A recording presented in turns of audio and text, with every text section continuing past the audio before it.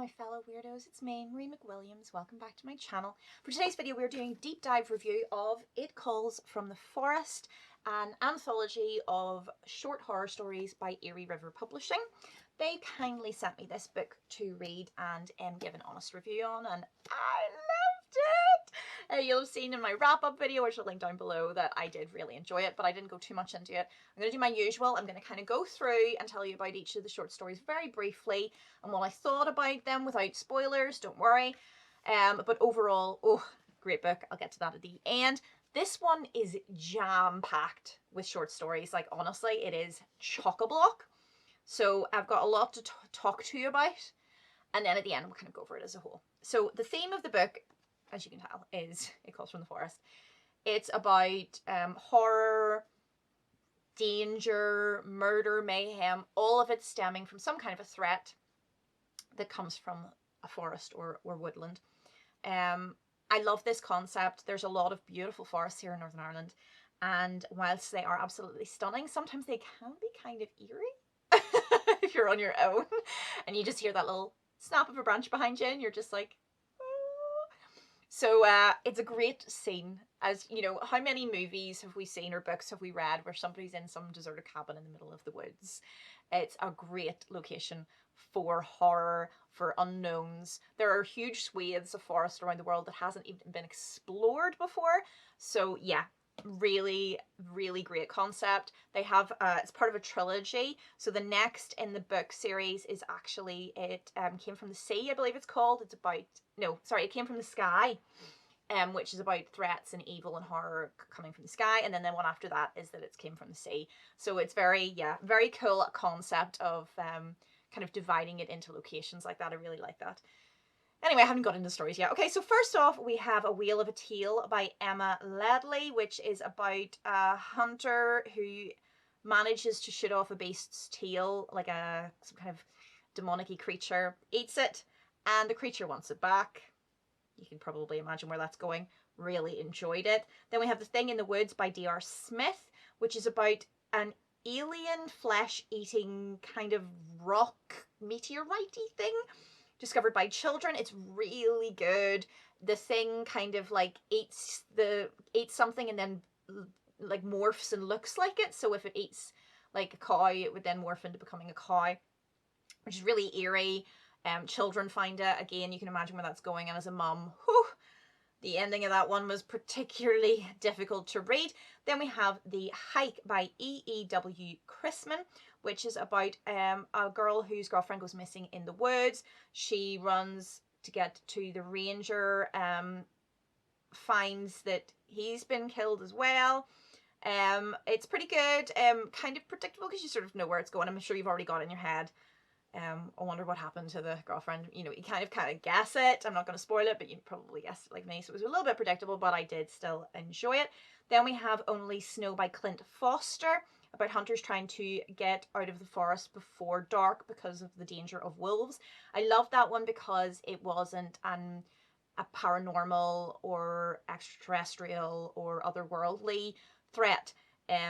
It wasn't an imagined threat. It was a very real threat. Wolves are a real threat.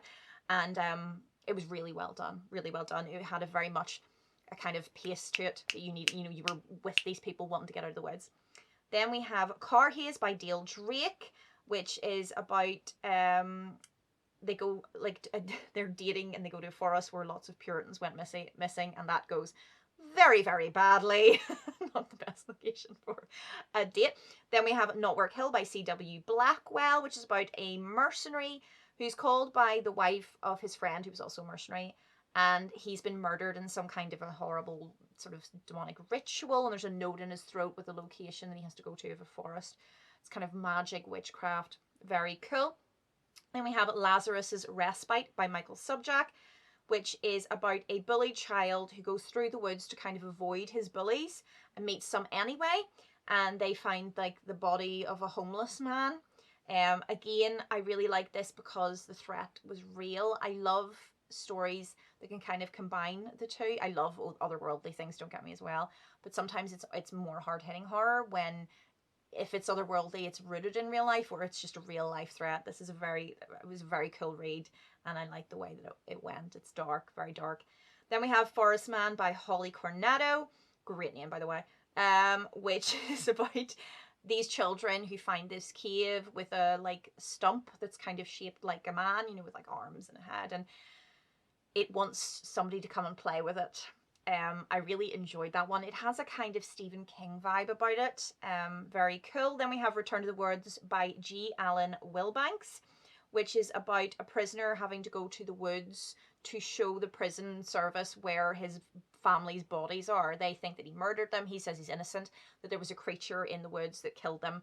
And again, you can probably see where that's going to end up. It's pretty cool. Then we have The Lady in the Woods by Michael D. Nado, about a boy returning to Ireland, where his ancestors are from. And it turns out that all of the old legends about the monsters and the dangers in the forest are true. Obviously love that one because I do love anything with Celtic kind of folklore in it, being from Ireland. Then we have A Matter of Recycling by Tim Mendes. It's about a hungry forest and a child who accidentally becomes the forest's like feeder. I really liked that one. I really liked that one. The forest itself is the danger. Then we have Rouse Them Not, which is another story by Tim Mendes, about gods, ancient gods imprisoned by druids inside trees, trying to find a way out. That one was very cool. It had a kind of Neil Gaiman-esqueness to it. I liked it. Neil Gaiman-esqueness. I think I just invented a phrase. Then we have Dig by Elizabeth Nettleton, which is a father and a son going hunting and something tells them that they have to dig. Like that one. Very good. Then we have Pumpkin Face by T.S. Hart. Pumpkin Face is the name of a like serial killer who was so called Pumpkin Face because he cut the heads off his victims and then hollowed them out and kind of made them like pumpkins and put lights inside them. And then there's these kids who go to the wood where he's legend, you know, where this legend is supposed to have come from. And again, you can sort of tell where it's coming. I like that one because it was very much harking back to kind of old school Halloween, Nightmare on Elm Street kind of horror movies. Then we have Newmark Woods by N.M. Brown, which is a legend of a baby crying in the woods and two boys investigate it with deadly consequences. That was a really good one because it went in a direction I was not expecting. Then we have 13 by Craig Crawford, which is about a spirit that has been imprisoned in a house in the woods and it needs to eat 13 souls in order to escape its prison. And then we have some hikers who look inside and there's this possible 12 and 13 souls. It's really, really good. You know, I love haunted house tropes. I love the idea of the house itself physically being a prison for the individual. That was a really good one. Then we have Automatic Contamination by M.A. Smith, which is about children exploring woods through the underpass at the very edge of their kind of like newly built estate. And they find a shack randomly there and it's got today's newspaper outside, so it's definitely still occupied, and something inside goes for one of the kids. It's really like, whew, it's a hard one to read. It's good though. Very good. Then we have Interference by Matthew A. St. Cyr, which is about a couple hiking in the woods and they're attacked by like a static creature, like an electricity creature. So like TVs appear and stuff like that. It is definitely not what you would expect from a forest-based horror. So I like that he did something completely off the wall. When you think about things from the forest, you think very much in line with all of the other sort of stories. So the idea of these TVs appearing, of this static, this electricity, it was very unique. But that wasn't one of my favorites. It wasn't bad.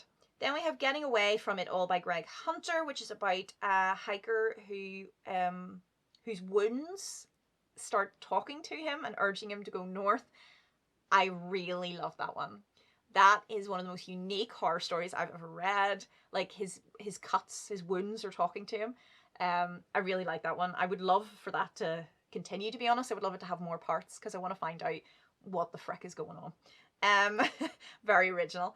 Then we have Fairies in the Forest by Jason Holden, which is about a cabin in the woods who belonged to his grandfather, and he brings his son there after a divorce, and they thought that his father was losing his mind because he was talking about fairies and creatures towards the end, and then they find out that fairies do exist and that they are not the cute little fairies of storybooks. I did like that. It was good. It wasn't one of my favourites again because it's really hard for me to see fairies as anything scary, because even if they are evil, they're like little, and you just sort of, I don't know, swat them or something. Anyway, then we have the Von Brunner Woods by Evan M. Elgin, which is about a guy going hiking and then meeting this sort of frenzied, kind of rabid, sort of crazy guy. I really like that one. Again, it took a turn that I wasn't expecting. I was like, oh, okay, so I know where this is going. It's not going where you think. I really enjoyed that. Then we have Jodies Spot by Mark Taus, which is about a boy whose sister went missing, and every year he visits the same hiking spot where she disappeared, and something appears out of the earth itself. It's like the earth itself has swallowed her, and the thing that comes out is like her, but it isn't, and it's trying to kind of beckon him in. I like that because obviously the whole thing is kind of like a metaphor for his grief, for the horror of losing someone, of never finding out what happened to them.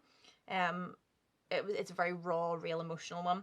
Then we have Sieta by Thomas K.S. Wake, which is about poachers in the woods hunting a bear that basically won't die, and there's something inside it and something around them as well that's kind of creeping up on them. That was a very cool one. Again, I thought the story was going in one direction and it went in a completely different direction, and I was like, oh, okay. So I like that. And then finally we have Hollow Woods by Brian Duncan, which is about a new girl and two friends who go hiking in the woods, and they want to show her something in a sort of part of Florida swamp called Tate's Hell, so called because a guy, Tate, his dad was killed, and he ended up like wandering it for ages and ages, and his dogs got killed, and he came out and swore that he had walked through hell, that there was something there. I really like that one. I kind of knew where it was going to go when I started reading it, and I wanted it to go there. Do you know what I mean? You know when you start reading a story and you're like, oh, okay, I like this. I like where this is going. So it wasn't surprising, but it was very enjoyable. So that's it, guys. That's It Calls from the Forest.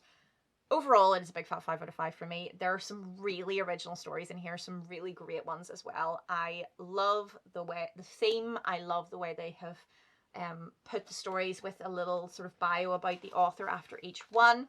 It was just a really enjoyable experience. I'm really excited to read the next one about what comes from the sky. So that's it. If you could subscribe to my channel, I would really, really appreciate it. If you've read this book or any others like it, please comment down below. I always love your recommendations, and that's me for now.